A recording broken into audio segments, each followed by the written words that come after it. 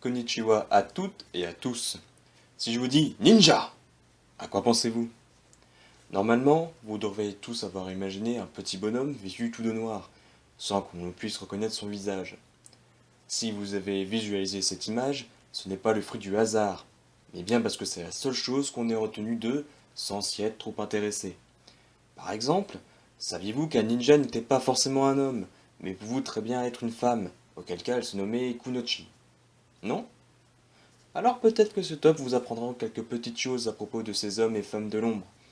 Il y a encore aujourd'hui beaucoup de mystères sur leur histoire, et certaines choses resteront sans doute inexpliquées. Mais ce que je vous propose aujourd'hui, c'est de vous présenter un top 7 des idées fausses à propos d'eux. Vous êtes prêts? Alors c'est parti. Numéro 7. Les ninjas étaient des criminels, des bandits. Cette idée fut savamment répandue et cette rumeur les a suivis tout au long de leur existence, et même encore aujourd'hui pour certains. Mais dans les faits, il n'en était rien. Afin de comprendre pourquoi les ninjas ont eu cette réputation si tenace, il faut remonter à leur commencement. On pense aujourd'hui que les ninjas étaient à la base de simples soldats laissés à l'abandon par leur maître défait lors des guerres durant l'âge d'Heian, entre le 8e et 9e siècle. Alors, en plein apogée de la cour impériale japonaise, beaucoup de troupes formées au combat accompagnées de bushi, des gentilshommes japonais guerriers, qui auraient été vaincus sans leur seigneur, auraient trouvé refuge dans les provinces d'Iga et de Koga. Ayant en commun le goût de l'exode et de la défaite, ils développèrent alors des techniques de survie ainsi que des techniques de combat beaucoup plus pragmatiques que ce qui était déjà en cours à cette époque. Ces techniques alors utilisées dans le simple intérêt de pouvoir protéger leur famille, car la menace était réelle. En effet, ils étaient entre deux provinces impériales qui pouvaient à tout moment décider de les envahir. Ceci se passa beaucoup plus tard pour la province d'Iga par les troupes de Nobunaga Oda entre 1579 et 1581. Une bataille terrible qui vit pratiquement tous les ninjas de cette province y perdre la vie et marqua dans un deuxième temps la fin de l'ère des ninjas. Mais pour en revenir aux prémices de ceux que nous appelons aujourd'hui ninjas, ils étaient en réalité à l'origine non pas des guerriers sanguinaires, mais des paysans, aussi appelés goshi, signifiant soldats paysans, dont le but était le développement et défense de leur province. Il est aujourd'hui très difficile de donner une date exacte de l'apparition des ninjas. On pense sans doute que cela est une évolution progressive. Mais alors, me direz-vous, pourquoi une telle réputation?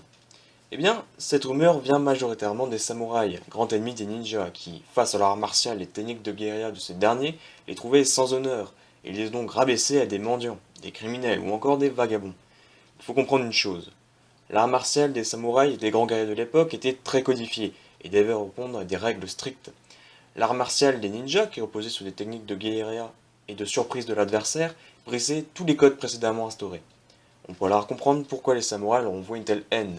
Mais en vérité, les ninjas étaient des soldats d'élite, des espions en quelque sorte si vous voulez les comparer à nos temps modernes. Ils étaient surentraînés et très organisés. On est bien loin de l'image qui a vécu d'eux durant leur époque. Numéro 6. Les ninjas étaient toujours vêtus de noir. Cette affirmation est pour le coup véridique, mais ils n'étaient pas toujours vêtus de noir. Si on imagine le ninja revêtant l'habit noir qui le caractérise, c'est parce que lors des apparitions de nuit de ce dernier, ils ont été les premiers à se vêtir de noir afin d'être le moins visible possible.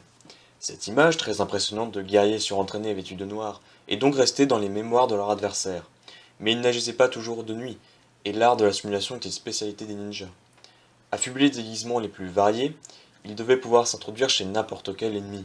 En effet, pour vous donner une idée rapide de quoi pouvait être capable un ninja, il me faut vous dire que leur entraînement commençait dès l'âge de 5 ou 6 ans. Les enfants étaient soumis à un entraînement physique et psychologique éprouvant.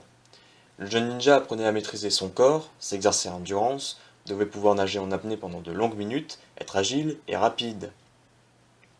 Leur entraînement passait par plusieurs points. L'infiltration, être un fin psychologue, connaître la chimie, savoir fabriquer des bombes, savoir allumer des incendies, connaître le protocole, l'équitation, le maniement des armes, la liste est sans fin. Ils étaient également initiés au métier d'acteur afin de réussir à se faire passer pour qui ils voudraient. Il est difficile en ces temps de voyager sans encombre à travers les régions des seigneurs de guerre. En général, les ninjas se faisaient passer pour des moines itinérants, une couverture parfaite pour traverser incognito les frontières les mieux protégées. Ils devaient apprendre les différents accents régionaux et acquérir des connaissances propres aux populations locales, jusqu'à ce que leur personnage soit parfaitement au point. Une fois encore, l'habit noir du ninja n'est qu'une infime partie de ses compétences, bien qu'elle soit restée la plus connue. Numéro 5. Les ninjas agissaient seuls. Pour celle-ci, la vérité est pour le coup proche de l'affirmation. Dans les faits, un ninja n'était jamais seul quand il était sur le terrain. Il avait toujours à disposition soit des personnes infiltrées pouvant l'aider dans sa mission, soit il avait, mais cela était généralement à son insu, un autre ninja qui était lui aussi envoyé sur le terrain et à qui sa mission était non pas de lui prêter main forte, mais de le surveiller et au mieux de le seconder le cas échéant, et au pire de le tuer en cas de capture ou de trahison. Il ne fallait prendre aucun risque. Numéro 4. Les ninjas tuaient tout ce qui bougeait.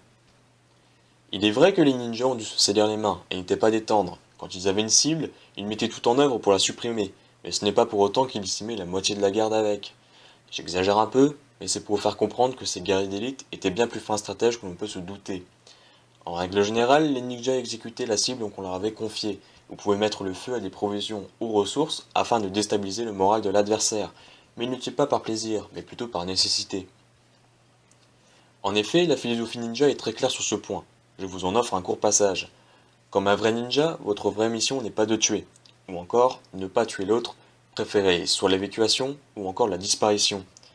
Il est dit aussi, lors d'une citation de la Densho de Tokugare Ryu Ninjutsu, les règles philosophiques et martiales des ninjas, le ninja doit avoir le cœur pur et de nature comme une fleur. Vous êtes cependant non pas peur de mourir et être prêt à mourir dans la protection de votre pays, de votre capitaine, de votre famille. Des tueurs sanguinaires? Non. Des espions? Oui.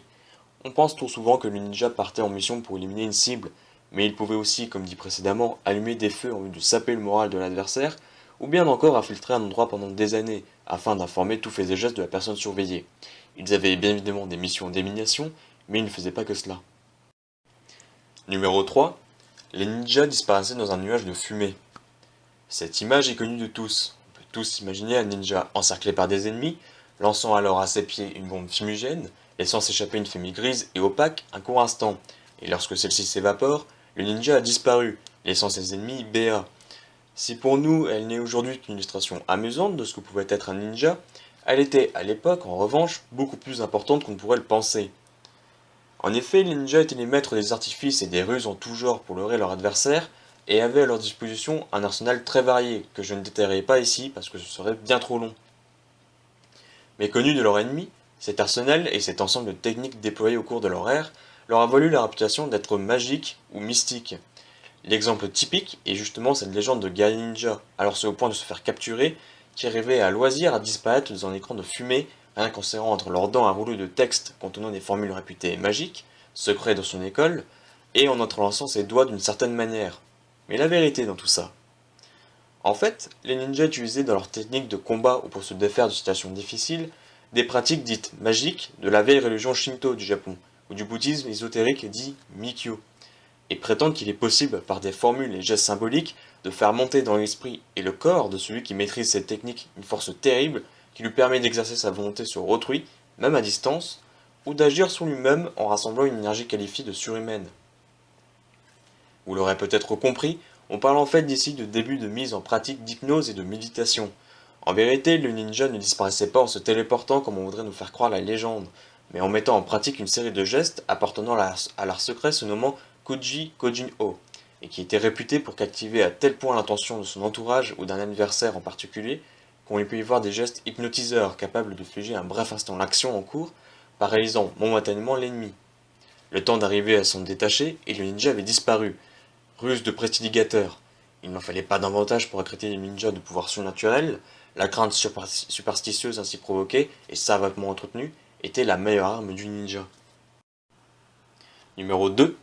Les ninjas n'avaient pas de hiérarchie. Au contraire, si tout était aussi bien coordonné, c'était justement parce que l'organisation ninja était alors parfaitement rodée. Cette efficacité reposait essentiellement sur une structure à 3 niveaux. En premier lieu, le Jonin. Il se trouvait tout en haut de la hiérarchie. C'était en quelque sorte le chef. Mi-guerrier, mi-philosophe, c'était lui qui prenait les contacts, offrait le service de ses gens, définissait les missions, et il restait dans l'ombre, inconnu de ceux qui exécutaient ces missions. Vient ensuite le Chunin, qui était en réalité l'assistant du Jonin. Chaque Jonin en possédait plusieurs, qui, seuls, connaissaient son identité.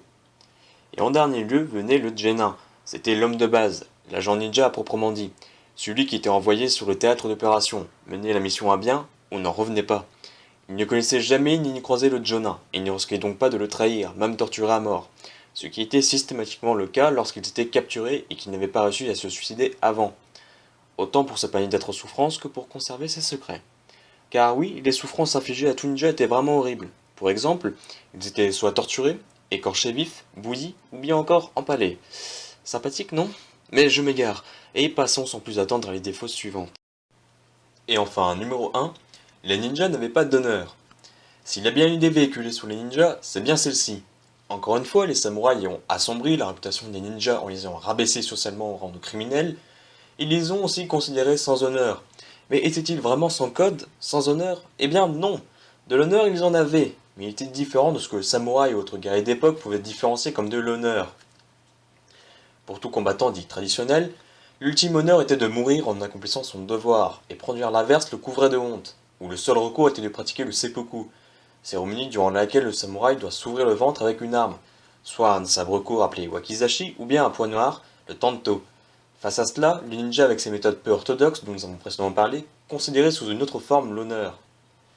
Pour lui, son honneur c'était de protéger les siens et de garder ses secrets secrets, et pour cela il était prêt à se donner la mort pour éviter toute trahison. Bien que leurs méthodes soient bien moins codifiées que celles de leurs ennemis, il n'en reste que les ninjas ont fait preuve durant leur ère de toute la bravoure qu'il est possible d'imaginer et de facto d'honneur en accomplissant des tâches peu glorieuses parfois. Malheureusement, l'histoire est écrite par les vainqueurs, et c'est pourquoi on garde aujourd'hui l'image des ninjas comme des hommes et femmes sans honneur, tels des vulcains brigands.